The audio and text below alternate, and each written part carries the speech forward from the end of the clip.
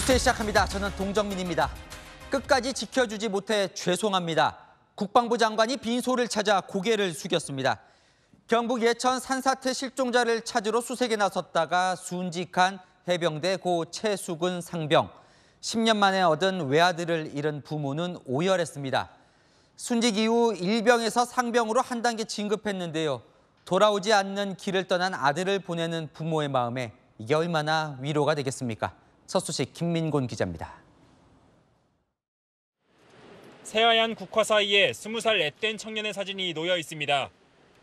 유족들은 아직도 죽음이 믿기지 않는다는 듯 오열합니다.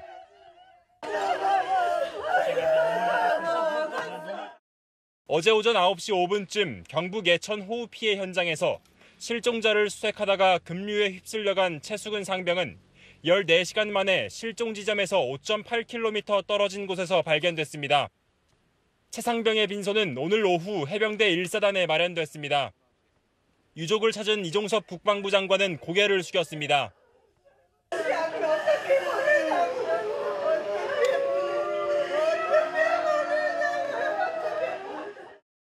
먼저 저희 군이 끝까지 지켜드리지 못한 점에 대해서 죄송하다는 말씀을 드렸고요. 최 상병은 부모님의 10번 넘는 시험관 시술 끝에 10년 만에 태어난 외동아들로 전해졌습니다. 지난 3월 말 입대 직후에는 자다가도 여러 번 잠이 깨 지금 무엇을 할까 생각해본다며 걱정을 놓지 못하는 글을 남긴 어머니의 아들이었습니다. 윤석열 대통령은 국가유공자로서 최대한 예우를 갖추겠다고 외도했습니다. 해병대는 사고 경위를 조사 중이며 유족에게 깊은 위로와 사과의 뜻을 전한다고 밝혔습니다. 채널A 뉴스 김민곤입니다. 순직한 고 최수근 상병, 수색 때 구명조끼도 안 입고 있었죠. 왜 안 입혔냐는 질문이 쏟아지자 해병대는 착용했어야 한다며 잘못을 인정하면서도 계속 현장 지휘관에게 책임을 미루고 있습니다. 이어서 전혜정 기자입니다. 고 최수근 상병이 실종되기 전날 해병대 장병들이 하천변을 수색하는 모습입니다. 구명조끼 같은 안전장비는 보이지 않습니다. 최 상병 실종 뒤 구명조끼를 입은 모습과는 대조적입니다. 해병대는 급류에 대비해 구명조끼를 착용해야 했었다고 뒤늦게 잘못을 인정했습니다. 구명조끼는 하천변 수색 참가자들에게 지급이 안 됐습니다. 당시 상황을 고려한다면 구명조끼를 착용하는 것이 맞다고 봅니다. 해병대 관계자는 규정이 있어도 지휘관이 상황에 따라 구조 방법을 판단하게 된다고 설명했습니다. 인간띠 방식도 구명조끼 착용 여부도 현장 지휘관이 급히 판단한 결정에 따른 겁니다. 구조의 기본을 지키지 않은 그런 문제가 있죠. 지휘관들은 대원들의 안전을 확보한 다음에 수색에 임해야 되는데 해병대도 재난 대응 매뉴얼은 갖추고 있다면서도 안전장비 지급 기준 등 세부 규정은 공개하지 않고 있습니다. 차선책이라는 거가 항상 있어야 되거든요. 요게 만약 구명조끼가 없었다, 구명조끼를 안 입었다면 적어도 이렇게 묶는 줄이라도. 해병대는 현장에서 어떤 판단을 했는지 조사하고 규정을 보완하겠다고 밝혔습니다. 채널A 뉴스 전혜정입니다. 고 최수근 상병은요, 해병대 소속이긴 하지만 수중 훈련도 제대로 받지 않은 신참 병사에 물과는 거리가 먼 포병대대 소속이었습니다. 지금도 전국에 장병 만여 명이 투입돼 수해 복구와 수색에 나서고 있는데요. 주먹구구식으로 재난 현장에 투입하는 이 군 관행에 비난이 빗발치고 있습니다. 김윤수 기자입니다. 해병대 1사단 소속 장병들이 폭우 피해 지역인 경북 예천에 투입된 건 사흘 전인 17일. 최수근 상병이 내성천 일대에 투입됐을 때 비는 멎었지만 하천 수위는 여전히 높았고 물살은 거셌습니다. 최 상병 일행은 하천 한복판을 걸어다니며 실종자를 수색하는 임무를 부여받았습니다. 하지만 최 상병은 자주포를 다루는 포병부대 소속이었습니다. 군 관계자는 포병도 통상 7월에서 8월쯤 전투 수영 훈련을 하는데 2달 전 자대 배치를 받은 최 상병은 이 훈련조차 받지 않았다고 밝혔습니다. 해상이나 수중 훈련 경험이 적고 현장 지형에도 익숙하지 않은 병사에게 무리한 임무를 맡겼다는 비판이 제기됩니다. 그런 부분이 좀 미흡했던 부분이 있었던 것 같고 현장에서 보다 더 좀 완벽한 대책과 상황 판단을 한 이후에 피해 복구 작전이 이루어질 수 있도록. 숙련되지 않은 군 장병들은 전문 구조 작업보다는 복구나 후방 보조 지원 위주로 해야 한다는 목소리도 나옵니다. 이 사람들이 그런 재난 상황에 대한 전문 지식도 없고, 그다음에 그런 상황에서 어떻게 대처해야 되는지 그런 거에 대한 사전 대비도 안 돼 있고. 해병대 사령부 인터넷 게시판에는 비난글이 빗발쳤습니다. 산불이나 수해 등 대형 재난이 발생할 때마다 주먹구구식으로 동원하는 군의 행태에 대해 군인이 소모품이냐, 안전 확보 없는 대민 지원을 즉각 중단하라는 지적이 이어졌습니다. 채널A 뉴스 김윤수입니다. 네, 오송 궁평 제2지하차도 사고 당시에 바로 그 지하차도 안에 있던 사람들이 소방과 경찰에 신고한 내용들이 공개됐습니다. 물이 차 빠져나갈 수 없다. 문이 열리지 않는다. 이런 절박한 구조 요청들은 사고 당일 오전 8시 51분 문을 두드리는 소리와 함께 도와주세요라는 목소리를 마지막으로 끊겼습니다. 김단비 기자입니다. 궁평 제2지하차도 침수 사고 당일인 지난 15일. 오전 7시 51분 소방으로 미호강 제방이 넘쳐 물이 넘친다는 첫 신고가 접수됐습니다. 46분 후인 8시 37분 지하차도에 차량 석 대가 갇혔고 4명이 있다는 신고가 이어집니다. 비슷한 시각 경찰 112에도 747번 시내버스 승객이 전화를 걸었습니다. 버스 안으로 물이 차고 있다. 종아리까지 물이 찼다며 문이 열리지 않는다는 다급한 구조 요청이었습니다. 8시 37분부터 경찰과 소방으로 지하차도 안 시민들의 구조 신고가 빗발쳤습니다. 1분도 안 되는 짧은 간격으로 물이 가득 차서 빠져나갈 수가 없다. 터널에 갇혔다. 소방차 출동했는지 문의하는 등 신고가 이어집니다. 8시 51분 문을 두드리는 소리와 함께 도와주세요라는 절박한 목소리를 끝으로 사고 현장에서의 구조 요청은 뚝 끊깁니다. 이후부턴 사상자 가족들의 신고가 접수되기 시작합니다. 오전 7시 50분부터 9시 5분까지 소방에는 15건, 경찰에는 24건이 궁평 제2지하차도 관련이었습니다. 소방과 경찰의 대처는 미흡했습니다. 소방은 오전 8시 36분 신고를 받고 소방차, 구급차 등 8대를 출동했지만 배수 펌프가 달린 차량은 한 대만 현장에 도착했습니다.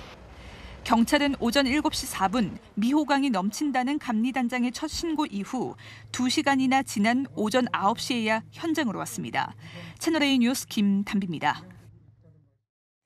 사고 관련 규정 위반이 하나 더 확인됐습니다. 사고 당시 배수펌프에 전력을 공급하는 배전반이 먹통이 돼 물이 빠지지 않은 게 사고를 키웠는데요. 채널A 취재 결과 주 발전기와 비상 발전기를 한 곳에 두면 안 된다는 규정을 어기고 사실상 같은 곳에 설치했다가 벌어진 일이었습니다. 백승우 기자의 단독 보도입니다. 궁평 제2지하차도 안 배수 펌프에 전력을 공급하는 실외 배전반입니다. 지난 15일 미호강 범람 때 지하차도와 함께 침수되며 배수 펌프도 전기가 끊겨 먹통이 됐습니다.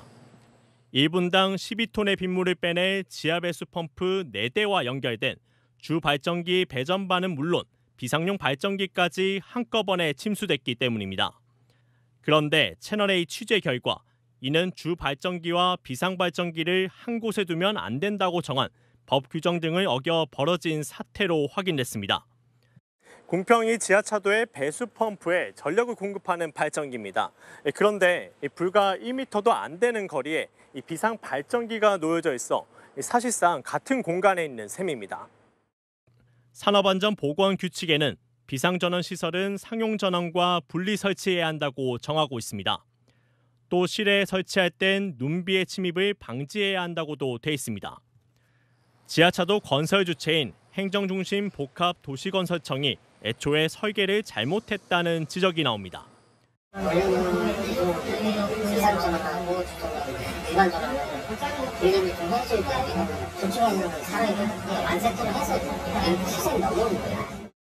상용전원이 차단되더라도 비상전원에 의해서 배수펌프가 제대로 작동이 되었더라면 골든타임을 확보해서 피해를 줄이는 데 도움이 되었을 것입니다.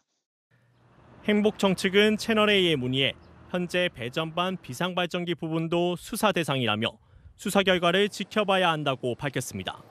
채널A 뉴스 백수종입니다. 이번 오송 지하차도 참사엔 중대시민재해 혐의를 적용할 가능성이 높습니다.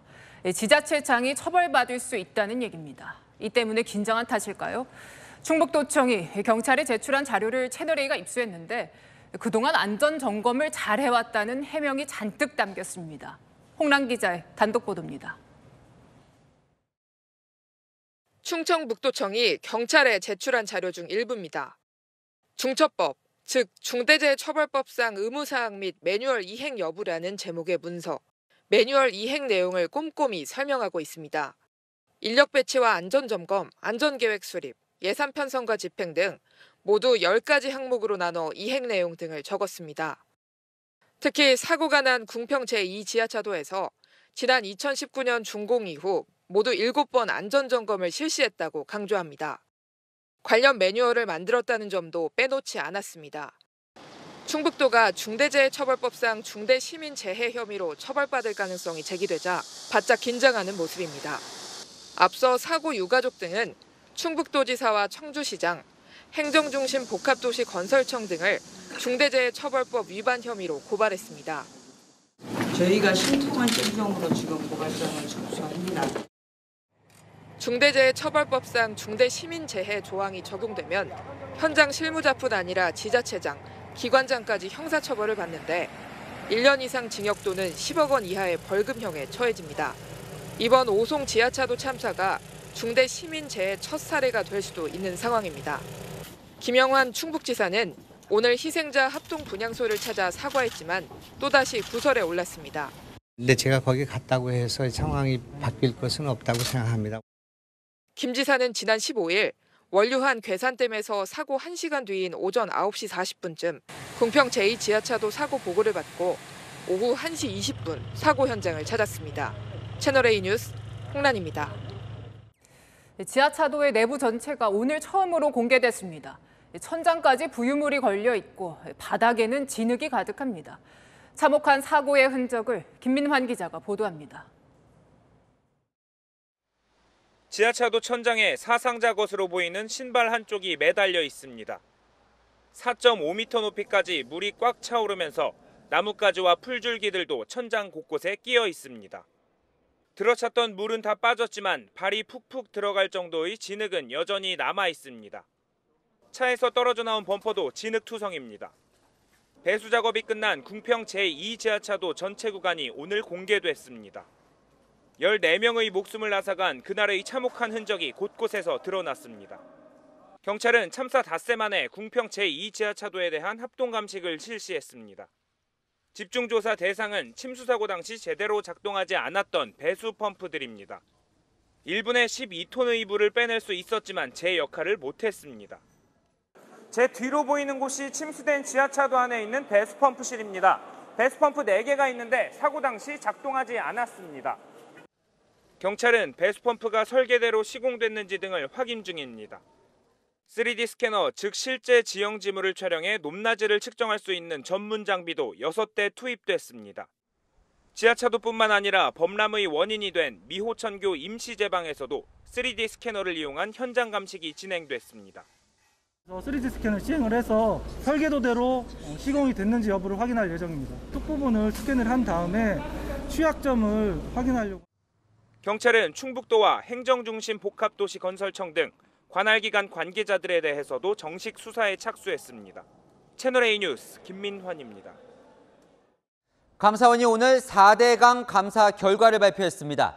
문재인 정부가 4대 강보 해체 결정 과정에 위법하고 부당한 행위가 있었다는 게 결론입니다. 빨리 추진하라는 청와대 독촉을 받고 부실한 기준으로 서둘러 해체를 결정했다는 건데요. 4대강 관련해서 벌써 5번째 감사 결과입니다. 매번 정권 입맛대로 내냐는 논란도 있습니다. 유승진 기자입니다. 문재인 정부는 출범 직후 4대강 16개 보 처리 방안을 100대 국정과제 중 하나로 꼽았습니다. 당시 정한 처리 시한은 2018년 12월. 시일이 다가오자 청와대의 독촉이 이어졌고 환경부는 2019년 2월까지 완료하겠다고 청와대에 보고했습니다.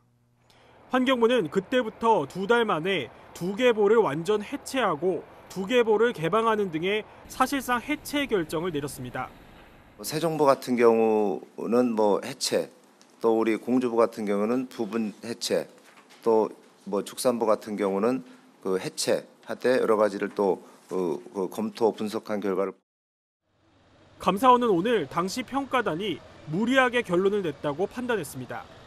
보호 해체 전후의 편익과 비용을 비교하는 과정에서 보호 해체 후를 상정한 기준이 부실하다는 내부 문제 제기가 있었는데도 정해진 시한을 맞추느라 서둘러 결론을 냈다는 겁니다. 감사원의 4대강 감사는 이명박 정부 이후 벌써 5번째입니다. 발표 때마다 독립성 논란이 있었습니다. 당시 보호 해체를 주도한 김은경 전 환경부 장관은 목적성을 지닌 정치적 감사라고 반발했습니다. 감사원은 자체 감사가 아닌 공익감사 청구에 따른 감사였다고 해명했지만 결과적으로 매번 정권 입맛에 맞는 감사 결과를 내놓은 모양새라 부담도 안게 됐습니다. 채널A 뉴스 유승재입니다. 4대강 보호 해체, 그 결정을 내린 심사위원 구성부터가 편파적이었다고 감사원은 지적했습니다. 4대강 사업을 반대하는 시민단체들이 그 심사위원을 사실상 선정했다는 겁니다. 자신들이 원하지 않는 전문가는 빼라면서 N이라고 표시해 환경부에 보내기도 했습니다. 이어서 우현기 기자입니다. 대부분의 하천시설을 국토부 권한으로 둔다는 것은 4대강 사업과 같은 국토 난개발의 근거를 계속 유지하겠다는 것이다. 김은경 전 환경부 장관은 지난 2018년 7월 이 4대강 사업 반대 시민단체와 간담회를 한 뒤 조사평가단 구성을 해당 시민단체와 협의하도록 지시한 것으로 감사원 조사 결과 드러났습니다. 4대강 보호 심사를 담당할 심사위원 구성 자체가 편향돼 있었다는 지적입니다. 환경부는 장관의 지시에 따라 유관단체로부터 추천받은 전문가 명단을 4대강 사업 반대 시민단체에 전달했습니다. 시민단체는 명단 중에서 4대강 사업에 찬성한 전문가들을 빼달라는 의미의 N 표시를 적어 환경부에 돌려보냈습니다. 그 결과 시민단체가 반대한 전문가 41명은 추천되지 않았고 전문위원 43명 중 절반이 넘는 25명이 그 시민단체 추천 인사로 구성됐습니다. 평가의 핵심 역할을 하는 기획위원회도 15명 중 과반수인 민간위원 8명 모두가 시민단체 추천으로만 구성됐습니다. 감사원은 위원회 구성에 대한 책임을 묻기 위해 김 전 장관과 당시 담당 단장에 대해 올해 초 검찰 수사를 요청했다고 밝혔습니다. 채널A 뉴스 우현기입니다. 감사원 발표 후 환경부는 즉각 4대강보 존치를 발표했습니다. 다음 달에는 지난 정부 정책을 완전히 뒤집어서 댐을 더 짓고 강을 더 깊게 파는 새로운 물관리 계획도 발표할 예정입니다. 그러니까 물 그릇을 더 많이 만들고 더 키우겠다는 겁니다. 조아라 기자가 취재했습니다. 감사원 감사 결과가 발표되자 환경부는 즉각 보존치 입장을 밝혔습니다. 한화진 환경부 장관은 지난 정부의 보 해체 결정은 성급하고 무책임했다며 4대강 모든 보를 존치하고 세종보, 공주보 운영을 정상화해 4대강 보를 보답게 활용하겠다고 선언했습니다. 지난 정부에서 해체하거나 해체와 다름없는 상시 개방을 하기로 한 보 5곳을 원상 회복시키겠다는 겁니다. 기후위기로 인해 과거에는 경험하지 못한 극심한 가뭄과 홍수를 함께 겪고 있습니다. 그간 방치된 4대강 보를 적극 활용하고 새로운 물관리 계획은 다음 달 중 발표될 예정입니다. 핵심은 이명박 정부가 만든 댐 건설 장기 계획을 사실상 백지화한 문재인 정부의 결정을 다시 뒤집고 댐 건설을 늘리겠다는 내용이 될 것으로 보입니다. 국가 주도의 대규모 댐 건설은 중단하고 중소규모 댐은 유역 구성원의 합의하에 시행하겠습니다. 정부는 중소형 댐을 최대 20개까지 늘리는 방안을 검토 중입니다. 댐 건설이 어려운 지역은 하천을 더 깊게 파는 준설을 통해 물그릇을 키울 계획입니다. 대통령실은 지난 정부가 환경단체에 휘둘려 제대로 치수 정책을 펴지 못했다고 보고 있습니다. 환경부의 인사와 조직, 정책 모두 대변화를 예고하고 있습니다. 채널A 뉴스 조아라입니다. 다음 달 미국에서 한미일 정상회담이 열립니다. 한미일 정상이 별도 회의차 만나는 건 역대 처음 있는 일인데요. 그 장소가 미국 대통령의 별장 캠프 데이비드입니다. 바이든 미 대통령 취임 이후 처음으로 외국 정상을 초대하는 건데요. 이들의 정례화 이야기까지 나오고 있습니다. 송찬욱 기자입니다. 한국과 미국, 일본 3개국 정상회의가 다음 달 18일 미국 캠프 데이비드에서 열리는 걸로 알려졌습니다. 미국 대통령 별장인 캠프 데이비드는 백악관과는 차로 1시간 거리에 있습니다. 조 바이든 미 대통령이 취임 후 캠프 데이비드에 외국 정상을 초청한 건 처음입니다. 캠프 데이비드에 국가 정상을 초대한다는 거는 더 친숙함, 더 중요함, 더 긴밀함 이런 것들이 특징으로 한미일 3자 협력을 미국이 얼마나 중요하게 생각하는가를 잘 나타낸다고 봐야죠. 한국 대통령으로는 15년 전 이명박 전 대통령이 한미 정상회담차 마지막으로 방문했습니다.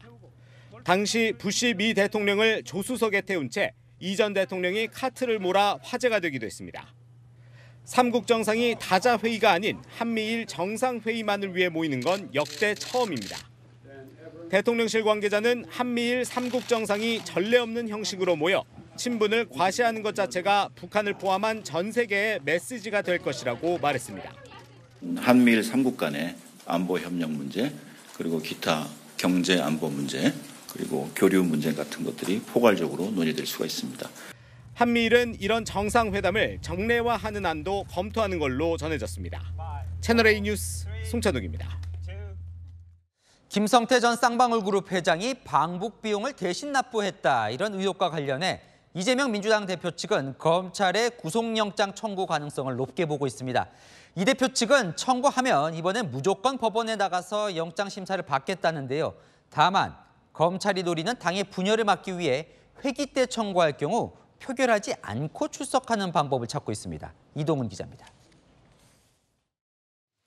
이재명 민주당 대표는 불체포 특권 포기를 선언한 만큼 검찰이 구속영장을 청구하면 법원에 가서 영장 실질 심사를 받겠다는 입장입니다. 다만 영장 청구 시점에 촉각을 곤두세우고 있습니다. 회기가 아닌 시기에는 검찰이 구속영장을 청구하면 바로 심사를 받으면 되지만 회기 중 영장을 청구하면 불체포 특권을 포기해도 무기명 표결을 거쳐야 합니다. 당내에서는 검찰이 회기 중 청구할 거란 관측을 내놓고 있습니다. 회기 중에 청구를 해갖고 국회에서 한동훈 법무부 장관이 나와갖고 또 구속영장 상세히 설명하면서 여론몰이 할 것이고 또 민주당의 또 내분을 일으키려고 하지 않을까. 민주당 의원들의 또 한 번 시험의 잣대에 오르게 하지 않을까. 이 때문에 회기 중 청구될 경우 임시국회를 끊는 안도 검토하고 있습니다. 구속영장이 법무부를 거쳐 국회로 오는 약 3일 동안 폐회를 선언해 표결을 막고 법원에 나가겠다는 겁니다. 하지만 9월부터 시작되는 정기국회 땐 회기 중단을 할 수 없어 영장을 청구할 경우 표결을 할 수밖에 없습니다. 청구 시점을 두고 검찰과 민주당의 신경전은 당분간 이어질 전망입니다. 채널A 뉴스 이동훈입니다. 오늘 김남국 의원의 코인 투자 의혹과 관련해 국회 윤리심사자문위원회의 징계 수위가 결정됩니다. 그 수위는 코인 99억 원에 달린 걸로 보입니다.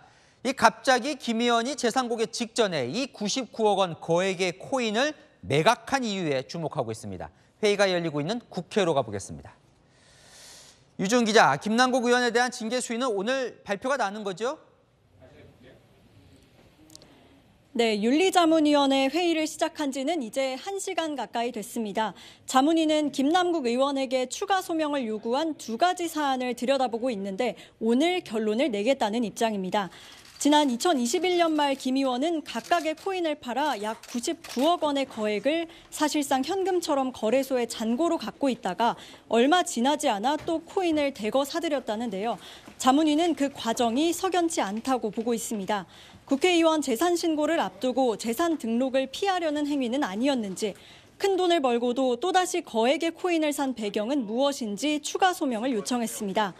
또 상임위 도중 코인 거래를 2-3번 했다고 한 것과 달리 200회가 넘는 것으로 드러나면서 그 이유도 소명을 요구했다고 합니다. 그 소명 내용에 따라 징계 수위를 결정지을 거라는 게 윤리위원들의 전언인데요. 국회의원 징계 수위는 경고와 사과, 30일 이내 출석 정지, 제명 등 4단계로 나뉩니다. 다만 오늘 결론이 나도 바로 징계하는 건 아니고요. 자문위가 낸 징계안을 국회 윤리특위에 제출하면 윤리위 의결을 거쳐 본회의 표결 절차를 밟게 됩니다. 지금까지 국회에서 채널A 뉴스 유주은입니다.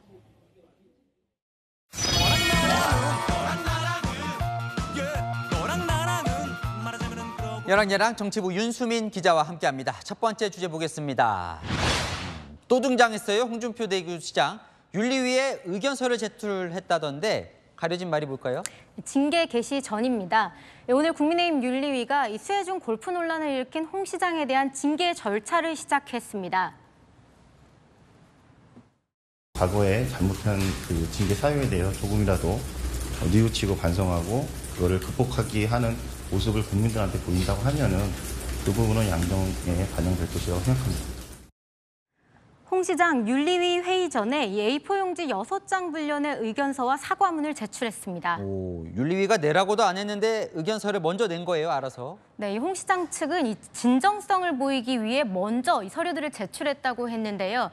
이 골프 논란 이후 썼던 SNS 글 2개도 자진 삭제했습니다. 공직자의 주말은 자유, 그만 트집 잡으라며 반박했던 내용들인데요. 그동안 당내 의원들을 향해 물갈이해야 한다는 등 독한 소리 많이 했었죠. 오늘은 달빛 고속철도 특별법에 협조해준 윤재욱 원내대표에게 감사하다는 글을 올렸습니다. 이런 표현을 써도 될까요? 좀 순해졌습니다.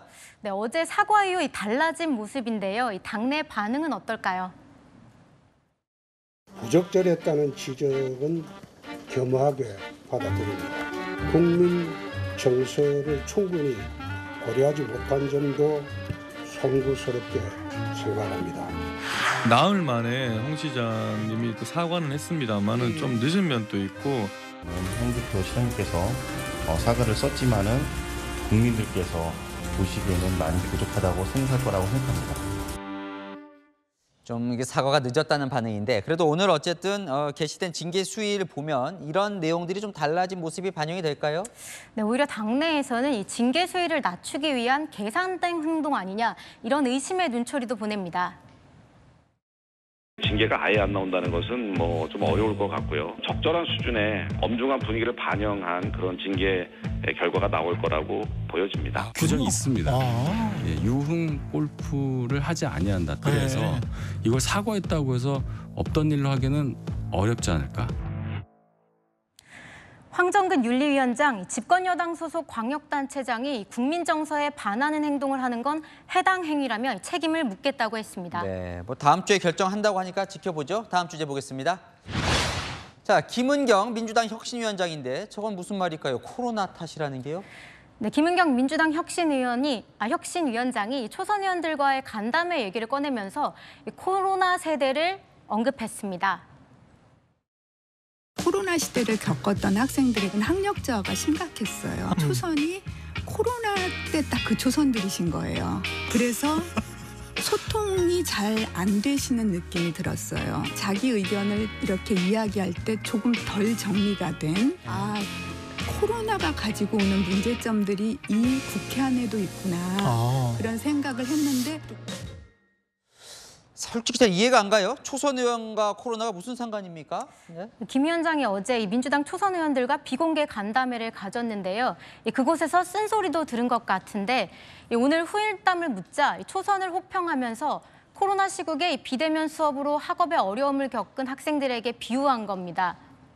초선 의원들과의 소통 문제 지적할 거면 그것만 지적하면 될 것 같은데 코로나 세대는 무슨 죄입니까? 네, 그래서 이 커뮤니티에는 이 김 위원장에 대한 비판 글이 쏟아졌는데요. 억울한 코로나 세대 학생들을 왜 끌어들이냐, 이 코로나 때 고생한 학생들을 비하한 것이라면서 사과하라는 글들이 많았습니다. 간담회에 참석한 한 초선 의원은 이 윤영덕 의원이 전화로 유감을 표했고 김 위원장도 사과했다고 전했습니다.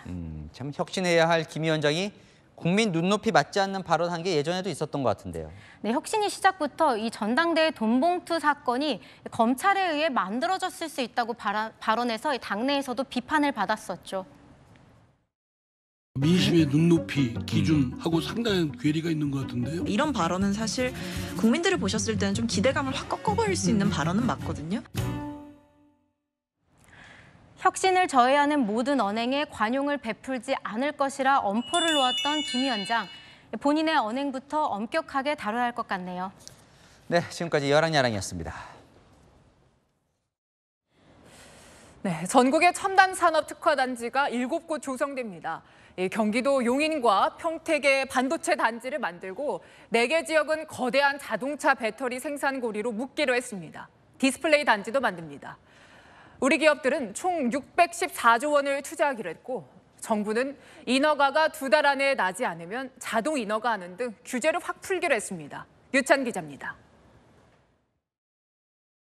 9개월째 이어지는 수출 감소에 세계 각국의 기술 패권 싸움.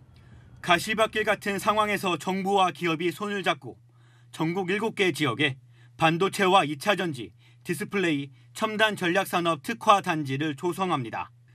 경기 용인 평택과 경북 구미에 있는 반도체 단지가 충북 청주와 경북 포항, 전북 새만금, 울산에는 2차 전지 단지가 조성됩니다. 충남 천안 아산에는 차세대 디스플레이 단지가 들어섭니다. 이를 위해 우리 기업들은 2042년까지 총 614조 원을 투자할 계획입니다. 용인 평택 반도체 단지는 삼성전자 300조, SK하이닉스 120조 등 총 562조 원을 투입해 세계 최대 반도체 클러스터로 거듭납니다. 전국 4개 지역은 거대한 2차 전지 공급망으로 이어집니다. 전북 새만금은 배터리 핵심 소재인 양극재의 원료, 전구체 생산 기지가 됩니다. 경북 포항에선 양극재를 생산합니다. 충북 청주와 울산에서 차세대 2차 전지를 만들고 다시 새만금에서 폐배터리를 재활용합니다. 정부는 규제를 확 풀어 투자를 뒷받침합니다. 인허가 등 행정 절차의 획기적 단축과 킬러 규제 혁파, 확실한 세제 예산 지원, 용수, 전력 등 기반시설 구축 지원 등을 통해 600조 원 이상의 민간의 과감한 투자가 적기에 이루어지도록 하겠습니다. 60일 안에 인허가 결과를 내지 않으면 인허가가 난 것으로 간주하는 타임아웃제가 도입됩니다. 또 용적률 상향, 세액 공제 등 혜택을 주기로 했습니다. 채널A 뉴스 유찬입니다. 임용된 지 2년 된 초등학교 교사가 학교 안에서 극단적인 선택을 했습니다. 이를 놓고 악성 민원 때문이다, 무리한 업무 탓이다, 각종 의혹이 이어지고 있습니다. 유족은 왜 이런 비극이 일어났는지 철저히 밝혀달라고 요구했습니다. 최재원 기자입니다. 학교 담벼락에 추모 화환이 줄지어 세워져 있고 정문에는 학생과 동료 교사가 적은 손편지가 붙어 있습니다. 학교 안에서 극단적 선택을 한 20대 초등학교 교사를 추모하는 겁니다. 해당 교사는 그제 오전 학생들이 등교하기 전 교보제 준비실에서 발견됐고 현장에 유서는 없었던 것으로 알려졌습니다. 임용 2년차 젊은 교사의 죽음에 서울교사노조는 고인이 학교폭력 사건과 관련해 학부모로부터 강한 항의를 받았다고 주장했습니다. 학부모들의 악성 민원, 갑질이 원인이라는 겁니다. 학교에서 무리한 업무를 떠맡겼다는 의혹도 나오는 상황. 학교가 무슨 학부모의, 학생의 섣불려서 배출구입니까? 집단 카르텔의 뒤치다거리하는 업무가 교사들의 업무입니까? 유족 역시 진상규명을 촉구했습니다. 학부모의 그 갑질이 됐든 아니면 악성 민원이 됐든 아니면 과도한 업무 스트레스가 됐든 그것이 또 이번 죽음과 어떤 관련이 있는지 또 저는 또 밝혀져야 된다고 봅니다. 하지만 학교 측은 고인이 맡은 학급에서는 학교 폭력 신고가 없었다며 1학년 담임과 그 외 업무 역시 본인 희망에 따라 배정한 것이라고 밝혔습니다. 그러면서 부정확한 내용들이 고인의 죽음을 명예롭지 못하게 하며 많은 혼란을 야기하고 있다고 비판했습니다. 경찰은 학교 관계자와 해당 학급 학부모 등을 불러 조사하고 있다고 밝혔습니다. 채널A 뉴스 최재원입니다. 장애인 복지시설에 독극물이 담긴 걸로 의심되는 우편물이 배송돼 경찰이 조사에 나섰습니다. 대만에서 왔다는데 이 소포를 열어본 순간 직원 3명이 호흡곤란을 호소했습니다. 조현진 기자입니다. 사무실 휴지통을 뒤지는 소방대원들. 작은 노란색 봉투 2개를 꺼내듭니다. 겉면엔 중국어가 적혀 있고 내부는 비어 있습니다. 낮 12시 반쯤 이 장애인 복지시설에 근무하는 직원 3명이 이 우편물을 개봉한 뒤 어지럼증과 호흡곤란 등을 호소했습니다. 신고를 받고 출동한 119 구급대원이 병원으로 이송했는데 현재 생명엔 지장이 없는 상태입니다. 경찰과 소방당국은 독극물 가능성이 있는 만큼 복지시설 입구를 봉쇄하고 원생 50명을 분리 조치했습니다. 일단 저희들이 여기 들어온 사람들에 대한 아주 혹시나 모를 감염이 문제가지고 이러면 일단 나까지 추적을 해야 되기 때문에. 대만에서 발송된 이 우편물은 노란색 편지봉투 형태로 2개가 배송됐고 겉면은 종이, 내부는 비닐로 이중 포장된 상태였습니다. 한 개에는 화장품이 들어있었고 다른 하나에는 아무것도 들어있지 않았습니다. 당국은 봉투 안에 무색 무향 기체가 들어있었던 것으로 추정합니다. 다만 간이 검사에선 생물 테러 물질 등은 확인되지 않았습니다. 피해자 3명의 검체를 채취하는 한편 우편물을 국방과학연구소로 보내 분석에 들어갔습니다. 경찰은 우편물 배달 경로를 조사하는 한편 누가 보냈는지 추적하고 있습니다. 채널A 뉴스 조현진입니다. 로또 1등에 당첨되는 상상 해본 적 있으십니까? 실제 일확천금을 꿈꾸던 복권방 주인이 판매해야 할 복권을 본인이 직접 무더기로 뽑았습니다. 복권 업체에 내지 않은 미납금이 무려 8천만 원이었는데요. 인근 복권 판매점을 들러서 당첨된 복권 수백 장을 돈으로 바꿔가기도 했습니다. 이혜주 기자의 단독 보도입니다. 검은 마스크를 쓴 남성. 계좌이체로 로또 복권을 산 뒤 가게를 나갑니다. 지난 2월까지 근처에 복권 판매점을 운영했던 점주입니다. 하지만 일주일마다 정산하는 복권 판매 대금을 내지 않아 판매인 자격이 정지됐습니다. 미납한 일주일 판매 대금이 자그마치 8천만 원인데 전국에서도 손가락 안에 드는 규모라는 게 업계의 설명입니다. 로또 매수로는 16,000장에 달합니다. 판매 점주들은 당첨금을 노리고 자기가 대량으로 뽑은 것으로 의심합니다. 보면 저희가 판매점에 파는 양을 대충은 알고 있는데 이 정도 판매량이 나올 수가 없다. 누가 옆에서 돈을 주고 계속 뽑았던지 아니면 본인이 뽑은 것밖에 말이 안 되는 거예요. 현행법상 복권 사행성을 막기 위해 1인당 한 번에 10만 원까지 사고 팔 수 있습니다. 하지만 남성은 판매점주 신분을 이용해 외상으로 무한정 긁은 뒤 당첨금까지 챙겨간 것으로 보입니다. 인근 복권 판매점을 확인한 결과 남성은 두 곳에서 4등과 5등 당첨 복권 240여 장으로 약 200만 원을 챙겨갔습니다. 5천짜리를 20만 원치 한 번으로 교환을 하시는데 이상해서 한 집에서 보통 10만 원 이상을 못 사니까 판매점 코드를 이렇게 확인하니까 같은 집에서 살 수 없고 시간이 비슷했어요. 로또를 관리하는 동행복권 측은 지난 3월 이 남성을 고발했지만 당첨금을 얼마나 타갔는지는 아직도 확인하지 못하고 있습니다. 경찰은 남성을 사기 등의 혐의로 지난 6월 검찰에 송치했습니다. 채널A 뉴스 이혜주입니다. 수원 발바리로 악명을 떨치던 연쇄 성폭행범 박병화. 15년을 복역한 뒤 지금은 경기도 화성의 한 건물에서 살고 있습니다. 해당 건물주가 집을 비우라고 소송을 냈는데 법원은 쫓아내선 안 된다고 판결했습니다.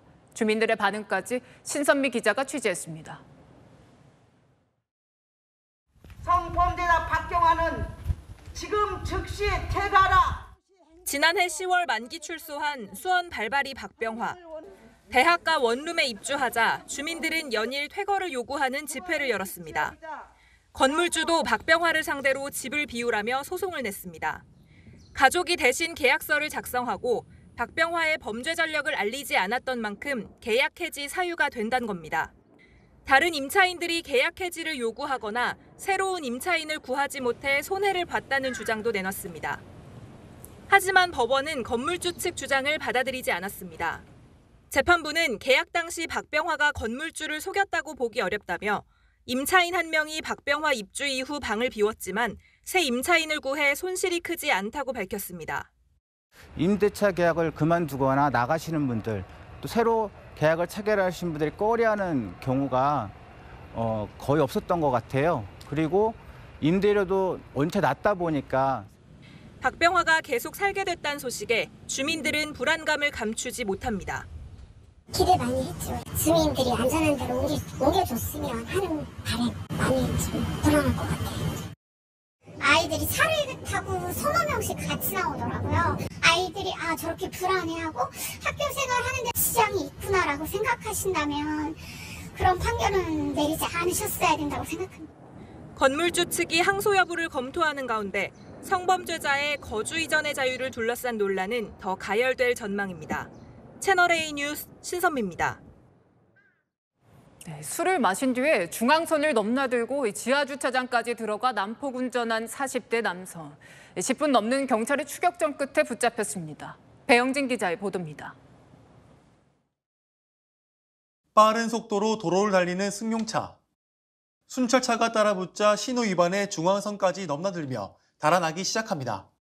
건물 지하 주차장으로 들어가는 승용차. 차단봉 앞에서 순찰차가 뒤를 들이받자 범퍼가 떨어져 나갑니다. 범퍼를 질질 끌며 도주하는 승용차와 뒤를 잇따라 들이받으며 세우려는 순찰차 간 추격전 속에 자칫 기둥에 부딪힐 뻔한 아찔한 상황도 연출됩니다. 결국 길목이 막힌 승용차가 멈춰 서면서 영화 같은 추격전은 막을 내립니다. 당시 새벽 시간이어서 지하 주차장에 사람이 없던 게 천만다행이었습니다. 도로교통법 위반 음주운전으로 현행범 체포된 거고요. 운전자인 40대 남성은 혈중 알코올 농도가 면허 취소 수준의 만취 상태로 몸을 제대로 가누지 못할 정도였습니다. 승용차가 비틀대며 가고 있다는 신고를 받은 경찰이 여러 차례 정지 지시를 내렸지만 이를 무시하고 10분간 5km 넘게 도주극을 벌였습니다. 방송이나 이런 정지 지시에는 전혀 반응을 하지 않고 차로 충격하면서 서라고 해도 끝까지 계속 도망을 가더라고요. 경찰은 남성은 음주운전 혐의 등으로 구속했습니다. 채널A 뉴스 배영진입니다. 요즘 부패, 이권, 카르텔 이야기 많이 나오는데요. 이번엔 제약회사 카르텔 소식입니다. 독감 백신, 감염 백신 이런 기본 백신은 국가가 예산을 들여 직접 구매하는데요. 이 제약사들이 담합을 해서 부풀린 가격으로 낙찰을 받아 폭리를 취한 것으로 드러났습니다. 이런 방식으로 7년간 무려 7천억 원어치의 계약을 따냈다고 합니다. 안건우 기자입니다. 매년 가을이 되면 맞는 독감 예방접종. 정부가 예산을 들여 백신을 구매한 뒤 보건소와 병원에 공급합니다. 정부는 세금을 아끼려고 최저가입차를 통해 백신을 구매하는데 이 과정에서 담합을 한 백신 사업자 32곳이 무더기로 적발됐습니다. 해당 백신은 독감과 간염, 결핵, 자궁경부암 백신까지 모두 24개 품목. 국내 유명 제약사인 녹십자, 광동제약의 글로벌 제약사 글락소스미스클라인까지 공정거래위원회는 담합에 참여한 32곳 중 29개 업체에 409억 원의 과징금을 부과했습니다. 과징금 72억 원을 맞은 한국 백신 판매는 도매상들의 전화를 걸어 더 높은 가격을 써 들러리를 서라고 요구했습니다. 이를 통해 2017년부터 3년간 157억 원어치의 정부 백신 사업을 따냈습니다. 입찰에 참여하지 않을 땐 타사의 들러리를 섭외해줬습니다. 담합을 통해 제약사들이 2013년부터 2019년까지 7년간 따낸 계약은 총 147건, 7천억 원에 달합니다. 공정위는 이 중 117건이 부풀린 가격으로 낙찰됐다고 봤습니다. 이례적으로 높은 수준입니다. 결국 이 사건 입찰 담합으로 정부 예산이 효율적으로 집행되지 못했다고. 공정위는 국민 건강에 꼭 필요한 백신의 입찰 담합에 대해 감시를 강화하겠다고 밝혔습니다. 채널A 뉴스 안건우입니다. 이 야쿠르트 배달원이나 학습지 교사, 전통적으로 40, 50대 여성 비중이 높았는데요. 20대 종사자가 늘고 있다고 합니다. 무슨 이유인지 그들을 만나봤습니다. 경제카메라 김승희 기자입니다.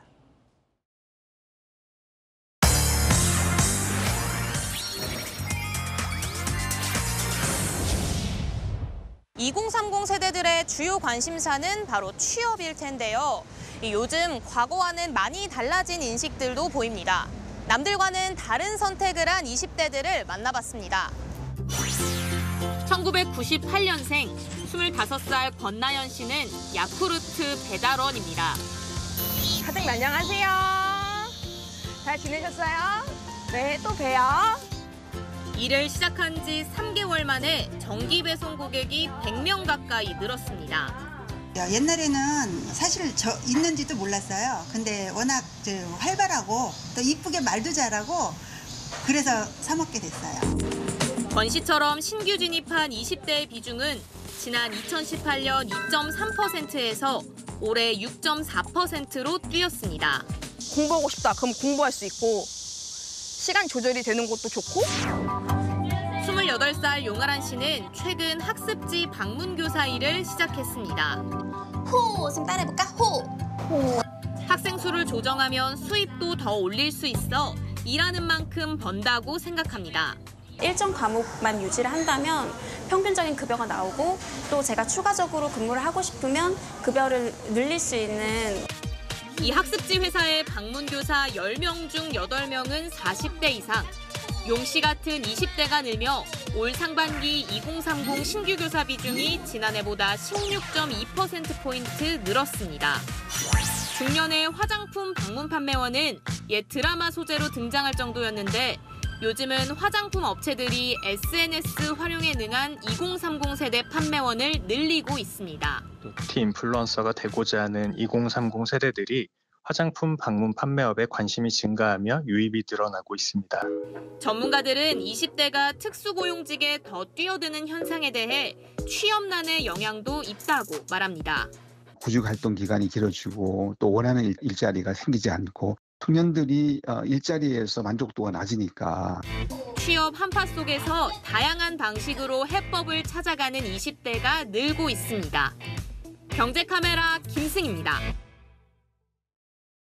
동물원의 인기 스타죠. 꼬마 판다 푸바오가 오늘 3번째 생일을 맞았습니다. 중국으로 돌아가기 전 마지막 생일 파티였는데 무려 100대 1의 경쟁률을 뚫고 초대장을 받은 팬들이 참석했습니다. 송정현 기자가 취재했습니다. 놀이공원 개장 전부터 긴 줄이 늘어섰습니다. 이 놀이공원에서 태어난 꼬마 판다 푸바오의 3번째 생일을 축하하기 위해서입니다. 아침 7시에 비행기 타고 오는데 2시간 정도 걸려서 왔어요. 푸바오도 좋아하고 아이바오도 좋아하고. 네. 약간 누룽지 같은 색깔이 너무 귀엽고 귀도 너무 뽀송뽀송 귀여워가지고. 드디어 등장한 주인공 푸바오. 대나무와 당근 등 푸바오가 좋아하는 음식으로 만든 생일 케이크에 관심을 보입니다. 꽃다발 선물도 받았습니다. 선물로 주고 싶어갖고 당근, 스낵 당근으로 진짜 당근이고요. 쿠키는 아이싱 쿠키인데 3살이라고 해서 3개 준비했고. 푸바오의 생일을 축하하기 위해 팬들이 모였는데요. 80명이 참석할 수 있는 생일 파티에 8,000명의 지원자가 몰리며 100대 1의 경쟁률을 기록했습니다. 이렇게 관심이 쏠린 이유는 오늘이 푸바오가 한국에서 보내는 마지막 생일이기 때문입니다. 삼성물산과 중국 야생동물보호협회가 체결한 협의서에 따라 푸바오는 만 4살이 되기 전 짝을 찾기 위해 중국에 돌아가야 합니다. 관람객들은 아쉽지만 푸바오의 행복을 응원했습니다. 푸바오 생일 축하하고 항상 건강하기만을, 그리고 우리 푸바오는 중국 가서도 잘할 수 있을 거예요. 푸바오 생일 축하하고 항상 건강해, 행복해, 안녕. 채널A 뉴스 송정현입니다. 갈비뼈가 드러날 만큼 앙상해서 갈비사자라는 안타까운 별명이 붙었던 사자가 건강해져서 제법 맹수의 모습을 되찾았습니다. 학대 논란이 일었던 동물원에서 새 보금자리로 옮긴 지 보름 만에 확 바뀐 모습을 강보인 기자가 보여드립니다. 늠름한 모습의 사자가 먹이를 힘차게 받아먹습니다. 통통하게 살집이 오른 모습, 윤기가 흐르는 갈기. 이달 초까지 갈비뼈가 드러날 만큼 앙상한 모습으로 논란이 됐던 수사자입니다. 이름도 없어 갈비사자로 불렸던 이 사자는 바람이라는 새 이름도 얻었습니다. 잘 적응하고 또 남은 여생을 좀 행복하게 살길 바라는 의미에서 바람이라고 지었습니다. 바람이는 올해로 18살, 사람 나이로 치면 100세 정도의 할아버지 사자입니다.